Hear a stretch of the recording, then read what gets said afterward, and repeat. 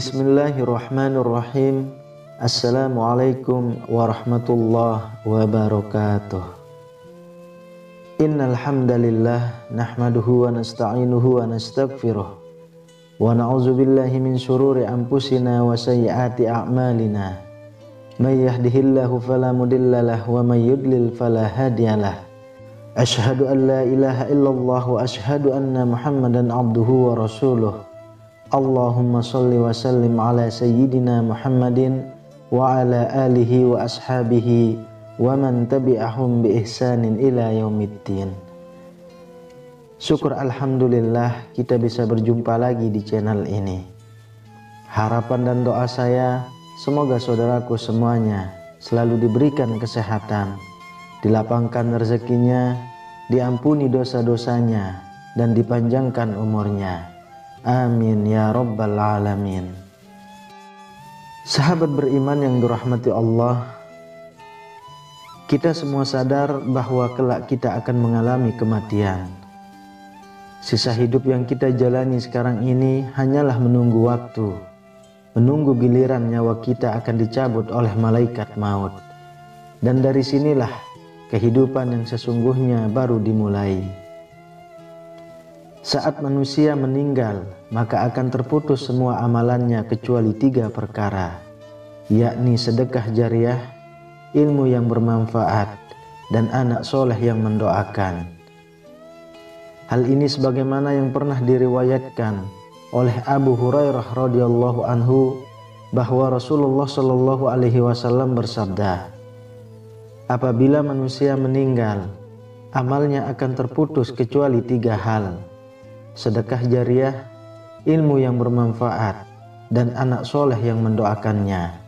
Hadis riwayat An-Nasa'i dan Tirmizi. Sebagai seorang muslim yang sadar akan pentingnya bekal amal di hari kiamat, tentu akan sangat berharap amal yang pernah dikerjakannya semasa hidup bisa menghantarkannya menuju surga yang telah Allah sediakan. Tapi sebelum itu perlu kita ketahui terlebih dahulu tentang amal jariah. Amal jariah adalah amal yang akan terus mengalir meski si pengamalnya telah meninggal dunia. Amal tersebut bisa berupa amal kebaikan maupun amal keburukan. Ketika semasa hidup kita gemar melakukan sedekah jariah, maka pahala sedekah tersebut akan terus mengalir sekalipun kita telah meninggal dunia. Kita akan terus mendapatkan kucuran pahala selama harta atau tenaga yang kita sedekahkan masih dimanfaatkan atau membawa manfaat bagi kaum muslimin lainnya. Begitu juga dengan amal keburukan yang pernah kita kerjakan semasa hidup di dunia. Kita pun akan terus mendapatkan kucuran dosa meskipun kita telah meninggal dunia. Betapa menyedihkannya nasib seorang mukmin yang telah meninggal namun terjerumus ke dalam dosa jariah. Satu hal yang perlu kita semuanya ketahui adalah yang malaikat catat dari kehidupan kita tak hanya aktivitas dan amalan yang kita kerjakan, namun juga dampak dan pengaruh dari aktivitas dan amalan kita. Dalam Quran surah Yasin ayat 12, Allah Subhanahu wa taala sudah berfirman,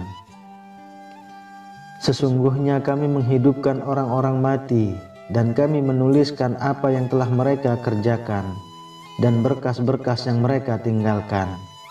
Dan segala sesuatu kami kumpulkan dalam kitab induk yang nyata, Lauh Mahfuz.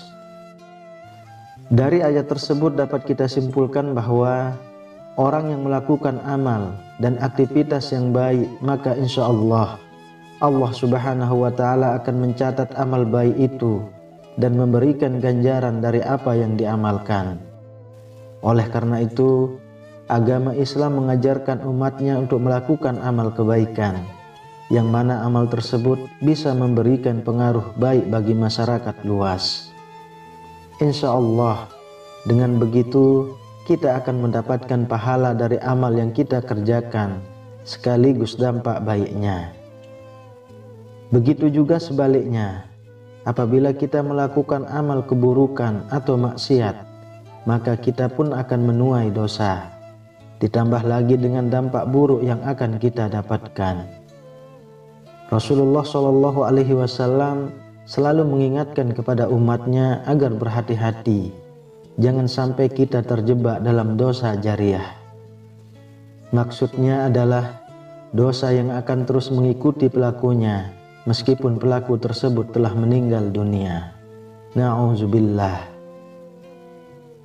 Sahabat beriman yang dirahmati Allah, lalu jenis dosa apa saja yang akan terus menimpa pelakunya meskipun pelakunya telah meninggal dunia?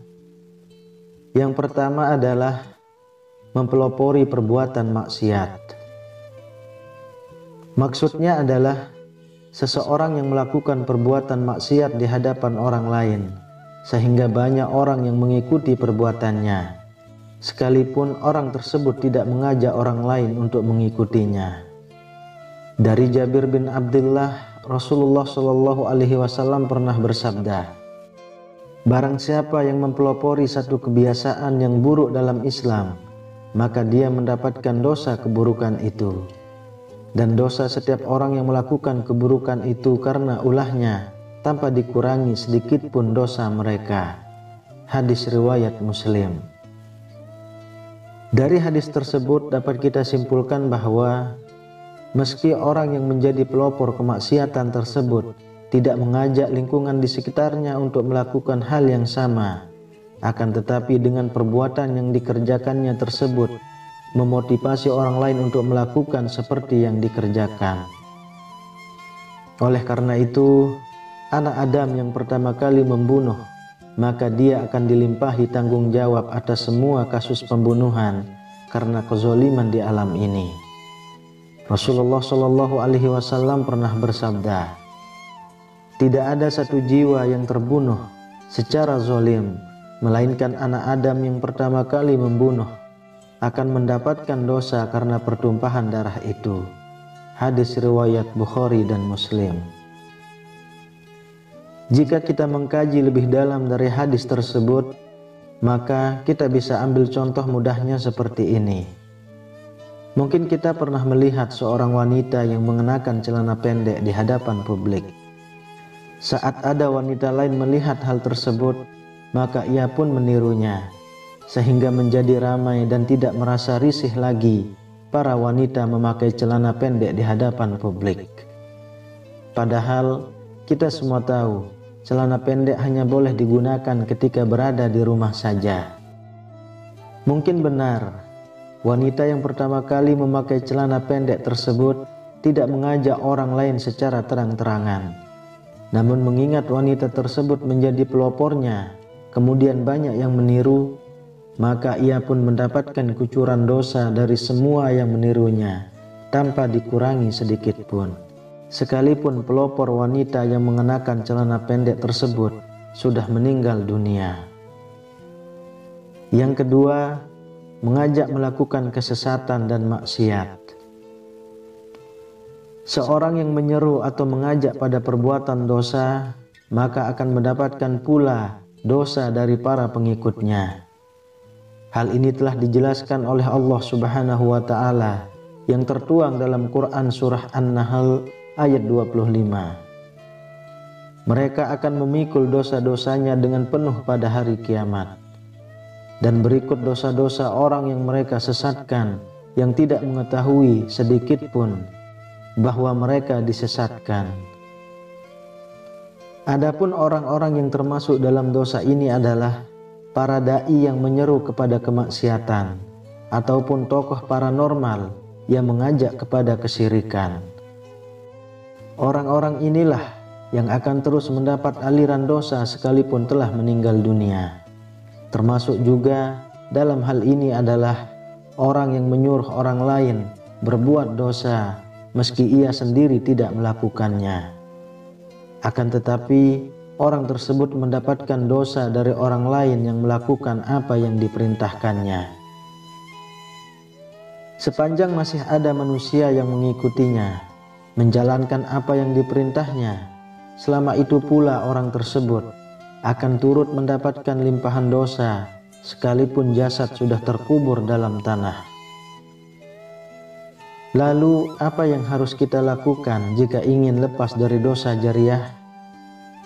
Sahabat beriman yang dirahmati Allah, tidak ada cara lain selain segera bertaubat dengan sebenar-benarnya taubat kepada Allah. Dan jika dari perbuatan tersebut ada yang berupa materi, segeralah untuk membersihkan semuanya dengan cara beramal atau memberikan kepada panti asuhan.